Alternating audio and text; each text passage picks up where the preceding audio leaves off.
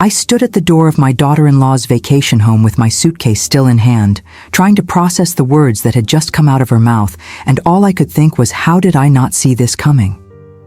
My name is Margaret Foster. I'm 67 years old, and I've spent the last 3 decades of my life believing that family meant something more than convenience. I was wrong. Let me back up.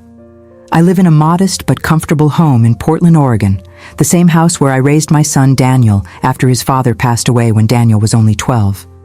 I worked 2 jobs for years, first as a bank teller during the day and then cleaning offices at night, just to make sure Daniel had everything he needed.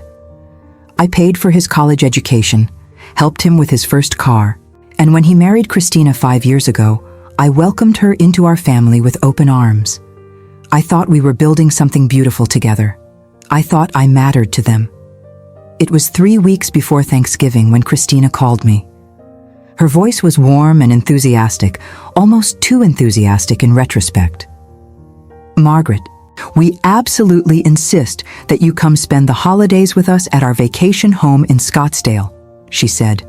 "The kids have been asking about Grandma nonstop, and we have so much room. It would mean the world to all of us." I was touched. My grandson Tyler is 7, and my granddaughter Emma is 4. And I hadn't seen them in almost 6 months because Daniel and Christina had been so busy with work and their social calendar. The invitation felt like a reconnection, a chance to be part of their lives again. I booked the flight immediately, even though it meant spending money I'd been saving for some repairs on my roof. The flight from Portland to Phoenix was long and exhausting, made worse by a 3-hour delay in San Francisco and a middle seat between 2 people who seemed determined to use both armrests. By the time I landed and took the Uber to their address in Scottsdale, my back was aching and I felt every single one of my 67 years. But I was happy. I was going to see my family. The house was stunning. A sprawling desert contemporary with floor-to-ceiling windows and a pool that sparkled in the Arizona sun. I walked up to the front door with my suitcase, my carry-on bag, and a shopping bag full of gifts I'd brought for the kids. I rang the doorbell and waited, smoothing down my travel-wrinkled shirt and trying to look presentable. Christina opened the door wearing designer athleisure and oversized sunglasses pushed up on her head. She didn't smile. She didn't hug me. She just looked at me with this expression of mild annoyance, like I was a package that had arrived later than expected. "Glad you made it," she said flatly, stepping aside to let me in. "Now my mother-in-law stays with the kids while we go on our family trip." She said it just like that, matter of fact, as if we'd discussed this arrangement beforehand. I stood there in the entryway, still holding my bags, completely confused. Daniel appeared from the kitchen, and I turned to him with a questioning look, waiting for him to clarify, to tell me this was some kind of joke. Instead, he laughed. Actually laughed. "Just make sure they don't run off, Mom," he said, grinning at Christina like they were sharing some private joke. Christina laughed too, and then someone else laughed from the living room.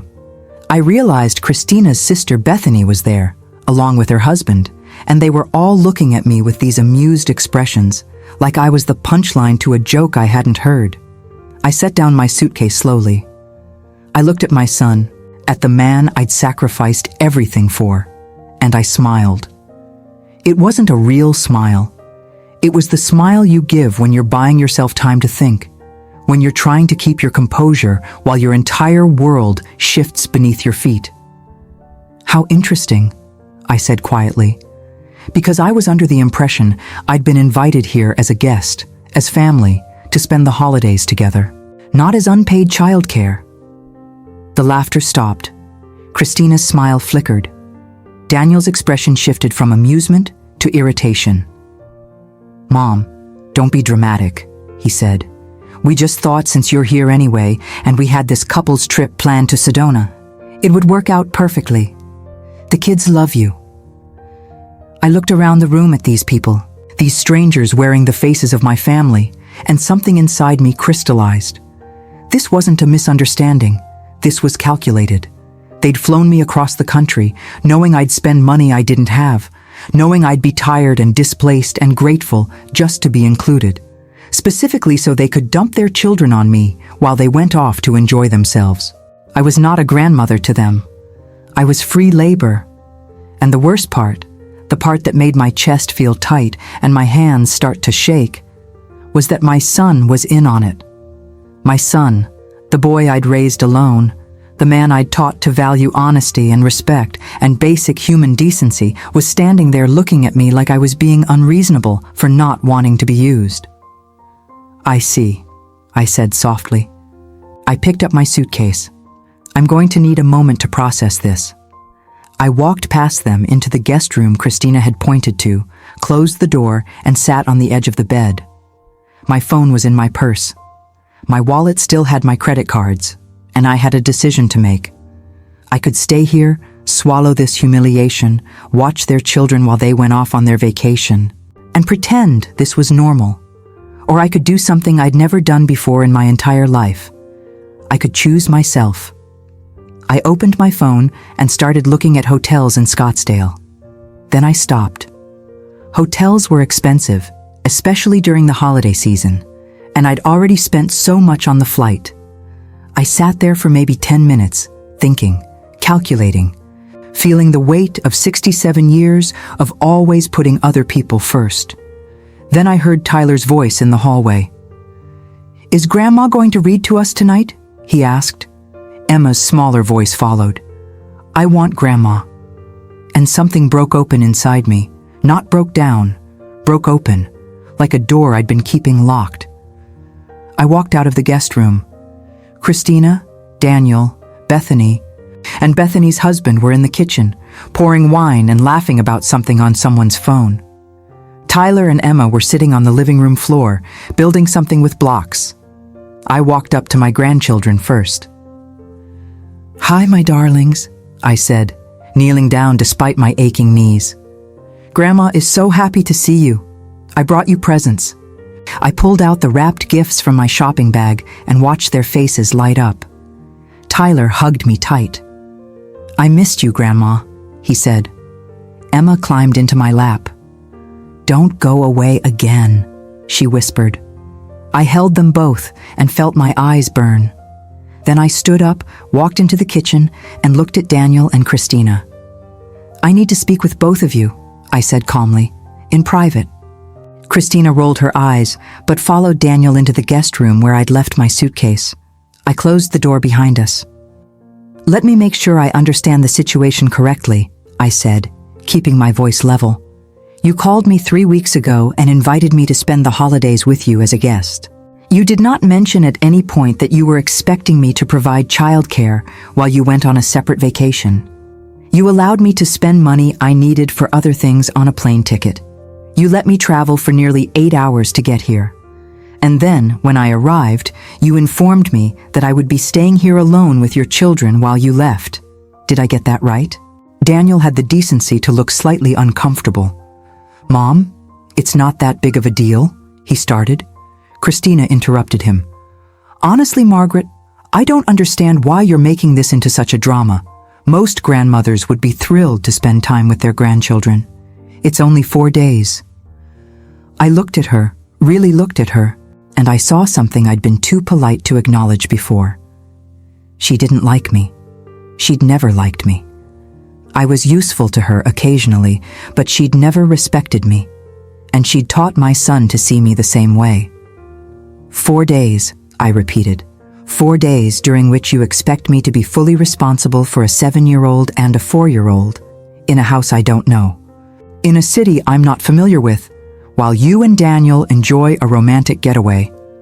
4 days during which I assume you are not planning to compensate me in any way, since this is apparently just something grandmothers should be thrilled to do. Christina's jaw tightened. "We're family," she said coldly. "Family helps each other out." I nodded slowly. "You're absolutely right," I said. "Family does help each other out. Family also treats each other with respect. Family doesn't trick each other into traveling across the country under false pretenses. And family certainly doesn't laugh at each other when they're confused and hurt." Daniel stepped forward. "Mom, you're overreacting. We should have been clearer about the plan, okay? I'm sorry. But you're here now, and the kids really do love you, and it's just a few days. Can't you just do this for us? I looked at my son, and I felt something shift inside me that I don't think will ever shift back. Daniel, I said quietly, when you were 12 years old and your father died, I worked 16-hour days so you could stay in your same school and play on your baseball team and have the same life you'd always had. When you wanted to go to that expensive university, I took out loans I'm still paying off. When you and Christina needed help with the down payment on your first house, I gave you $8,000 from my retirement fund.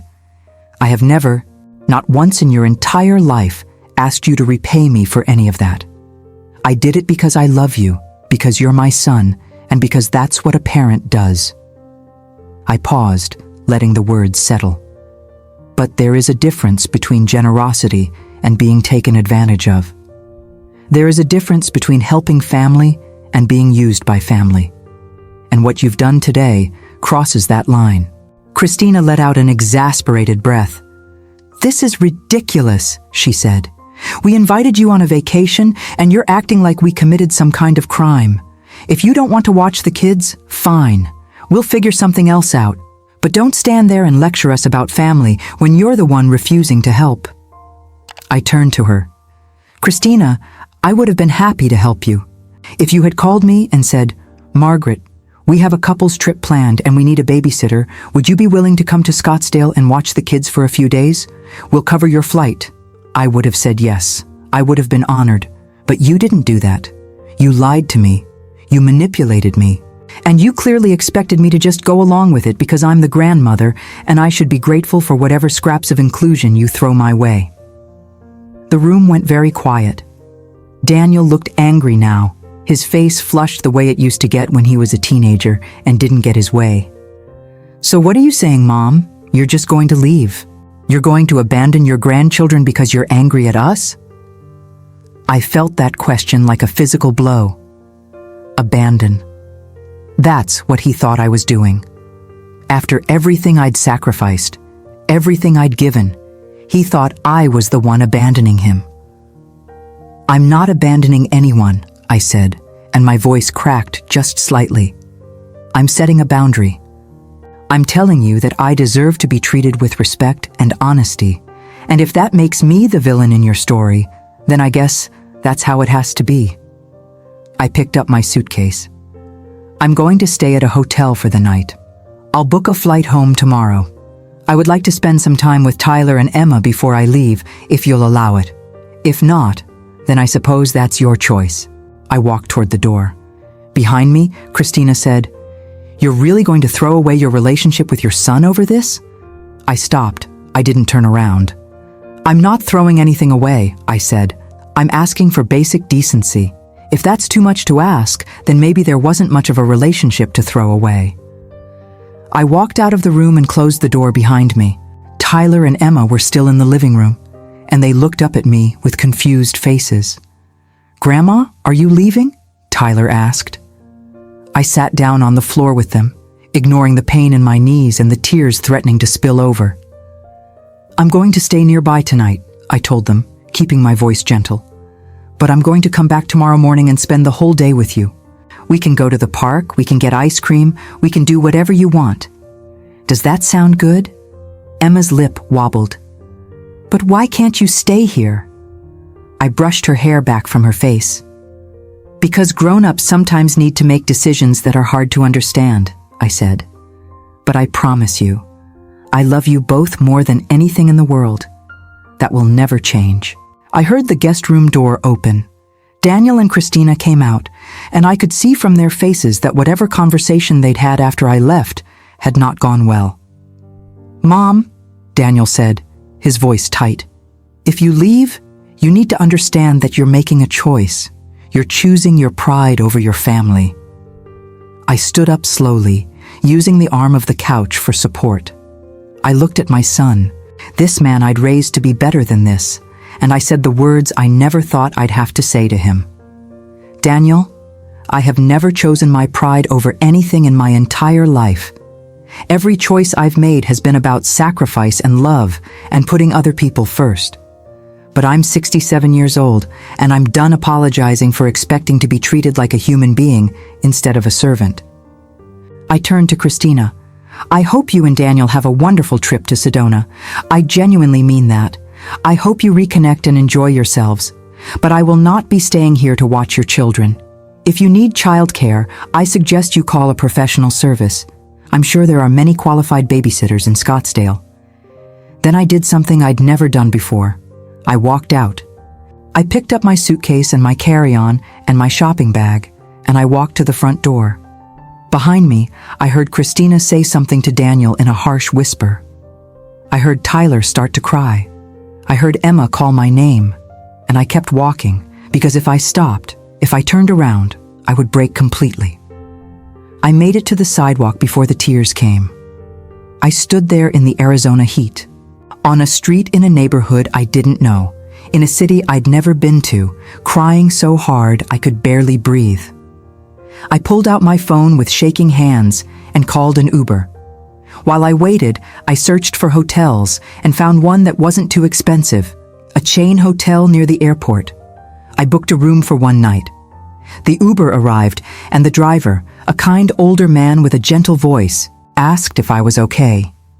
"I will be," I told him, and I wasn't sure if I believed it. The hotel room was small and generic, the kind of room that exists in 1,000 identical versions across the country. I sat on the bed and stared at the wall, feeling hollowed out and exhausted. My phone buzzed, a text from Daniel. "Mom, this is really unfair. You're punishing all of us because you didn't like how we communicated. We're family. We need to be able to forgive each other." I stared at the message for a long time. Then I typed back, "You're right that families need to forgive each other, but forgiveness doesn't mean accepting mistreatment. I love you. I will always love you. But I cannot allow you to use me and disrespect me and then tell me I'm the one being unfair. When you're ready to have an honest conversation about what happened today, I'll be here. Until then, I need space." I didn't get a response. I lay down on the hotel bed, still in my travel clothes, and closed my eyes. I thought about all the times I'd put my needs last, all the times I'd smiled and nodded and gone along with things that hurt me because I didn't want to cause conflict. I thought about the years of being a single mother, the loneliness and the fear and the exhaustion. I thought about how proud I'd been when Daniel graduated from college, when he got his first real job, when he married Christina. I'd thought I was watching him build a good life, but somewhere along the way, he'd learned the wrong lessons. He'd learned that his needs mattered more than other people's dignity. And maybe I'd taught him that by never standing up for myself. The next morning I woke up early. My body ached from the flight and the stress, but my mind felt clearer than it had in months. I showered, changed into fresh clothes, and went down to the hotel lobby for the free breakfast. While I was eating a bowl of oatmeal and drinking terrible coffee, my phone rang. It was Christina. I considered not answering, but something told me I should. "Hello," I said. There was a long pause. Then Christina said, in a voice I'd never heard from her before, "Margaret, we need to talk. Can you come back to the house?" I stirred my coffee slowly. "That depends," I said. "Are we going to have an actual conversation, or am I going to be lectured about family obligations?" Another pause. "I think we all made some mistakes yesterday," Christina said carefully. "Daniel and I talked last night. We'd like to apologize and figure out how to move forward." I felt a tiny crack in the wall I'd built around myself. "I'll come by this morning," I said. "But I want you to understand something. I'm not coming to be convinced that I overreacted. I'm coming because I love my grandchildren, and I want to try to salvage whatever relationship we can have going forward. But things can't go back to the way they were."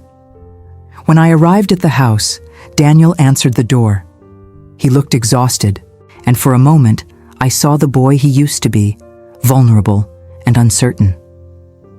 "Hi, Mom," he said quietly. "Come in." The living room felt different in the morning light, less hostile. Christina was sitting on the couch, and Tyler and Emma were at the kitchen table, eating cereal and watching something on a tablet. I sat down in an armchair across from Christina. Daniel sat next to his wife. For a moment, nobody spoke. Then Daniel said, "Mom, I'm sorry. I'm really sorry. You were right yesterday. We should have been honest with you from the beginning about what we were expecting. It was wrong to invite you here under false pretenses." I nodded, waiting. Christina cleared her throat. "I owe you an apology too," she said, and I could tell the words were difficult for her. "I think I've gotten so used to asking family for help that I forgot to ask respectfully. I just assumed you'd be okay with watching the kids, and I shouldn't have assumed that." She paused. "And I definitely shouldn't have been dismissive when you were upset." I looked at both of them. "I appreciate those apologies," I said carefully. "But I need you both to understand something. This isn't just about yesterday. This is about a pattern. Christina, I have tried for 5 years to build a relationship with you, and I've felt like you've only tolerated me because I'm Daniel's mother. Daniel, I've felt like you only call me when you need something, like a loan or babysitting or help with some project. I love you both, and I love Tyler and Emma more than I can express.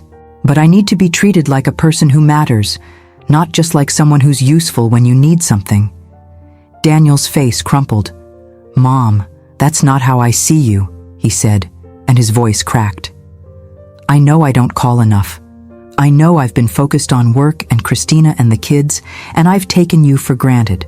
But you matter to me. You've always mattered to me." I felt tears starting again. "Then show me," I said softly. "Show me by calling sometimes just to talk, not just when you need something. Show me by including me in your life instead of treating me like an obligation. Show me by respecting my time and my boundaries." Christina spoke up. "What happened yesterday made me realize something," she said slowly. "I think I've been jealous of you." I looked at her in surprise. "Jealous?" She nodded. "Daniel talks about you like you're this incredible person who sacrificed everything for him. And I guess I felt like I was always competing with that, like I could never measure up to the perfect mother. So I kept you at a distance. And I convinced myself that you were just this helpful grandmother figure instead of a real person with feelings and needs." She looked down at her hands. "That was wrong, and I'm sorry." I sat back in my chair, processing this. "Christina, I never wanted you to feel like you were competing with me," I said. "I wanted to be your ally, your support system. I wanted us to be family." She met my eyes. "Can we try again?" she asked. "Can we start over and do this right?" I thought about it. I thought about how easy it would be to just say yes, to smooth everything over and pretend yesterday never happened. But I also thought about the hotel room, about standing up for myself for the first time in decades, about the feeling of choosing my own dignity. "I'm willing to try," I said finally. "But I need you both to understand that this requires real change. Not just apologies, but actual different behavior going forward." Daniel nodded. "What do you need from us, Mom?" I took a breath. "I need honesty, always. If you want me to babysit, ask me directly and respectfully, and understand that sometimes the answer might be no. I need to be included in family events as a guest, not as staff. I need phone calls and visits that aren't just about what I can do for you. And I need you to teach Tyler and Emma that their grandmother is a person who deserves respect, just like anyone else." Christina said, "That's fair. That's all completely fair." She hesitated. "The thing is, we did have this trip to Sedona planned, and we already paid for the hotel. Is there any way we could work out a compromise? Maybe we could pay you for babysitting, hire someone to help you, come back early?" I considered this. "Here's what I'm willing to do," I said. "I will stay with Tyler and Emma, but only for 2 days, not 4. You'll come back on Sunday instead of Tuesday. And I want you to hire a babysitter to help me. Someone local who knows the area and can be a backup in case of emergencies. And yes, I would like you to pay me. Not because I need the money, although I do, but because I need you to understand that my time and effort have value." Daniel looked relieved. "Absolutely, yes, we can do all of that." Christina nodded. "And when we get back, I want to sit down with you and talk about how we can have a better relationship going forward. Really talk, not just make promises we don't keep." I felt something loosen in my chest. "I'd like that," I said. Tyler appeared in the doorway. "Grandma, are you staying now?" he asked hopefully. I opened my arms and he ran to me. Emma followed. "Yes, my darlings," I said, holding them both. "I'm staying." The next 2 days were not easy, but they were honest. Christina found a lovely local babysitter named Maria, who came each morning and helped me with the kids, showed me around the neighborhood, and gave me breaks when I needed them. Daniel and Christina called every evening to check in, and they actually listened when I talked about my day. Tyler and Emma and I went to a children's museum, played in the pool, and made cookies that turned out slightly burned but still edible. When Daniel and Christina came back on Sunday, they brought me a beautiful turquoise bracelet from Sedona and a genuine thank you card that Christina had written herself. But the real change came after I returned to Portland. Daniel started calling me once a week, just to talk. Christina sent me photos of the kids and asked my advice about random things, not in a way that felt like an obligation, but in a way that felt like she actually valued my opinion. In January, they invited me to visit for Emma's birthday, and this time the invitation was clear. I was a guest, they would pay for my flight, and I was only responsible for being a grandmother, not a babysitter. I went, and it was wonderful. Not perfect, but real. I'd be lying if I said everything is completely healed. There are still moments when I feel the sting of what happened that day in Scottsdale, the shock of realizing how little my son and daughter-in-law had valued me. But there's also this new thing between us, this honesty that wasn't there before. I think sometimes relationships have to break a little before they can be rebuilt properly. I think sometimes you have to risk losing everything to have a chance at something real. I'm 67 years old now, and I spent most of my life believing that being a good mother meant erasing myself, meant always saying yes, meant never causing conflict or standing up for my own needs. That day in Scottsdale taught me something different. It taught me that love without respect isn't really love at all. It taught me that you can't build genuine relationships on a foundation of guilt and obligation.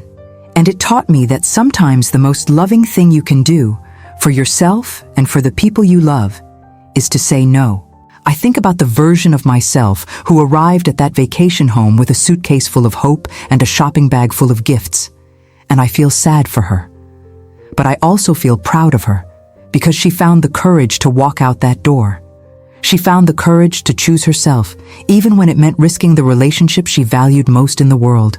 And in doing so, she taught her son and daughter-in-law and grandchildren something important: that every person, no matter how old or how devoted or how much they've sacrificed, deserves to be treated with dignity. My relationship with Daniel and Christina will never be what I once imagined it would be. But maybe that's okay. Maybe the fantasy I had of the perfect, grateful family was never realistic anyway. What we have now is messier and more complicated, but it's also more honest. They see me as a person now, not just as a role. And I see them more clearly too, with all their flaws and selfishness and capacity for growth. We're all learning together. We're all trying to do better. I still have the turquoise bracelet they gave me. I wear it sometimes when I need to remind myself of my worth, of the moment I chose my own dignity over comfort and convenience. It's funny how a piece of jewelry can become a symbol of survival, of the day you looked at the people who hurt you and said, "I deserve better than this." And they listened. Eventually. Not immediately and not perfectly, but they listened. Sometimes I wonder what would have happened if I'd stayed in that guest room, if I'd swallowed my hurt and watched their children while they went to Sedona. I think I would have smiled and done a good job and never said anything about the pain of it. And Daniel and Christina would have come home refreshed and grateful, and they would have done the same thing again the next time they needed something.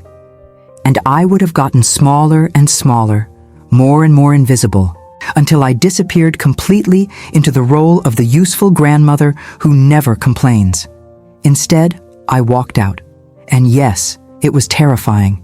Yes, I cried in a hotel room and worried I'd destroyed my relationship with my son. But I also learned something crucial. I can survive disappointing people. I can survive being seen as difficult or ungrateful or dramatic. I can survive putting myself first. And not only can I survive it, but sometimes it's the only way to build something real. Tyler is 8 now, and Emma is 5. Last month, Tyler asked me why I stayed in a hotel that time I came to visit. Daniel and Christina were right there in the room, and I could see them tense up, waiting to see how I'd answer. I thought about lying, about protecting them from the truth. But then I remembered the promise I made to myself that day in Scottsdale. Because sometimes grown-ups have disagreements, I told Tyler honestly, and Daddy and Mommy and I had to learn how to talk to each other better. But we figured it out, and that's what matters. Emma piped up. Did you forgive them? I smiled at her. This perceptive little girl who sees more than adults give her credit for. Yes, honey, I said. I forgave them, and they forgave me too. That's what families do. But what I didn't say, what I've kept to myself, is that forgiveness doesn't mean forgetting. It doesn't mean pretending you weren't hurt. It means acknowledging what happened, learning from it, and choosing to move forward with clearer boundaries and more honest communication. It means protecting yourself while still leaving room for love. If I could go back and talk to the version of myself standing at that door with my suitcase, I would tell her, "You're about to do the scariest thing you've ever done, and it's going to hurt more than you can imagine. But you're also about to discover something precious, your own voice, your own worth, your own power. You're about to learn that you can love people deeply and still refuse to be mistreated by them. You're about to teach your son the most important lesson you've ever taught him, even though he won't understand it for months. You're about to save yourself." I think we spend so much of our lives, especially as women, especially as mothers, believing that our value lies in how much we can give, how much we can sacrifice, how much we can endure without complaining. We're taught that love means emptying ourselves out for other people, that boundaries are selfish, that speaking up about hurt feelings is making drama. And maybe some of that comes from good intentions, from wanting to be generous and kind. But somewhere along the way, it turns into something else. It turns into erasure. It turns into invisibility. It turns into a lifetime of swallowing pain and calling it love. What happened in Scottsdale was a gift, even though it didn't feel like one at the time. It was the gift of clarity, the gift of seeing the truth of my situation instead of the fantasy I'd been maintaining. And it gave me the opportunity to make a different choice, to write a different story for the rest of my life. I'm 67 years old now, and I don't know how many years I have left, but I know that whatever time remains, I'm going to spend it as a whole person, not as a shadow. I'm going to spend it with people who value me, not just people who use me.